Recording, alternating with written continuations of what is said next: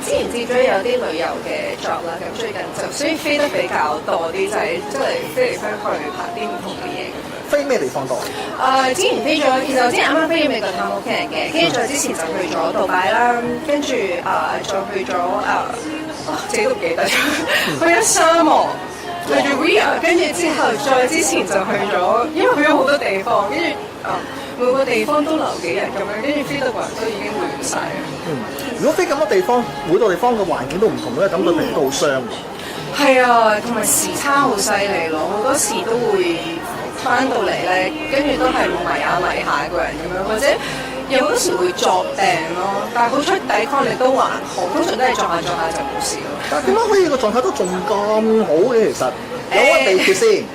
其實我自己就習慣食得比較清啦，咁同埋我都食得比較多 supplements 嘅，咁但係我就好揀嚟食嘅咯，即係我唔係話，因為我之前試過咧，有一啲係一罌啦，跟住係一粒有晒所有維他命嘅，跟住我自己食過冇乜效同埋胃痛咯，我會，所以而家我就好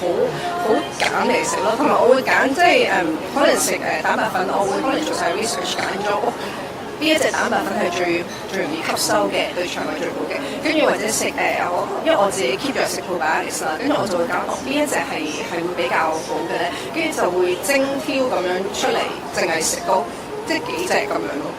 除咗貨自己之外，有冇貨埋阿 Derek 嗰份揀埋嗰份先？我有嘗試，我叫佢陪我一齊食嘅。咁我喺度督佢嘅時候，佢就會食咯。咁但係因為可能我有時我叫佢拎翻工啊，或者佢飛咗嘅時候咧，佢好難，佢就會唔記得咯，所以就一定要我喺度嘅時候督促住佢。OK，嚟緊聖誕會唔會有啲咩嘢活動或者咩 plan 之類啊？今年聖誕就會去英國陪佢屋企人過聖誕節啦，因為早前我哋Thanksgiving 佢就好好咁樣陪咗我翻美國探我爹哋媽咪啦，咁所以聖誕節我哋就決定過去英國就陪佢爹哋媽咪一齊過啦。哇，好 warm 啊！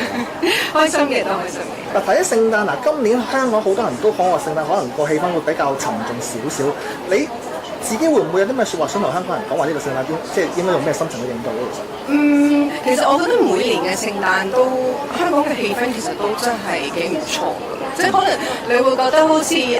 多咗人去旅行少咗咁，但係